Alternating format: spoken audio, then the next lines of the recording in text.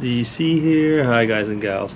Well, hope you're all well. Today is Tuesday and I'll be doing my video. Mrs. DC, she's spraying in the back and she just heard me talk and she thought I was talking to her. I'm just doing my video. She's watering some plants and when she heard me talk she said, "Oh, what's going on?" Okay, so I'm going to be doing this SpookyUniversity 128. It's a new format, so if you go and watch the SpookyUniversity channel, when I say it's a slightly new format, is that Claire has stopped basically picking from the subjects that were in the so-called magic cup. And I guess she'll be putting some new ones, but for this week she put a topic on her own and it'll be slightly different. Anyway, if you want to hear what she has to say about it, I would suggest that you go watch the video on her channel. But for the moment I will be doing the topic 128, which is to talk about Victorian hair art. Now, I can't say that I knew much about it. I have seen things done with hair. I guess the Victorians at that period, you know, they would take hair and they would make different, almost works of art with them in a way. And it's probably in a way, we almost say the precursors, you know, to collecting hair for wigs, I suppose, in a way. Now, don't ask me if I made intensive research on it.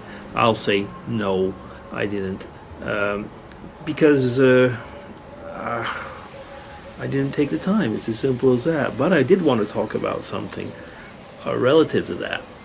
When she talked about the hair art, it reminded me of something that had been done in my family, and if I'm not wrong, actually, probably in other families, I'd have to ask my mom actually about that, but probably in her relatives, they would keep our hair, which I think actually is not so rare actually that people keep a bit of their baby's hair or what, but they would decorate, usually using the hair. They would take a picture and use the hair as part of recreating, I don't know if you could call it the baby or something like that. Now, I don't have the actual photo. I mean, I have a photo of it, which I'll show you in a minute. I don't have actually the framed picture. Now, when I look at it, I think my mom probably took a picture of the Gerber baby at the time or something like that. When I look at the picture, it looks like that. And put my hair around it and some clothing or something like that. I remember the time I'd taken a picture with a candle, because I actually found it kind of macabre. I still do in a way. So I'll show you what it looks like. And I really had to work on that picture, so I threw it into Lightroom and worked on the exposures and the contrast and so on. But it comes out like this. So this was a picture of the frame, and so the hair that's around the picture of that baby is mine. And there's some clothing that she put there. I have to ask her where that clothing came from. So I don't know. I personally find it's actually quite creepy. Kind of almost ghost-like, I guess. But anyway, you know, that is. It seems that it was something that was done at the time.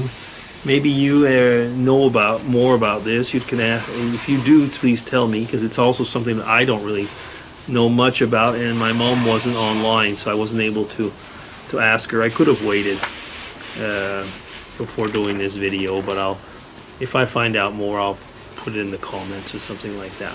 So yeah, I guess that'll be my take for how many minutes? It's not going to be a very long video actually. That'll be my take for the SpookyUniversity 128. Which is Victorian hair art. So no, I'm not a Victorian, neither is my mom, and it's not Victoria's Secret either.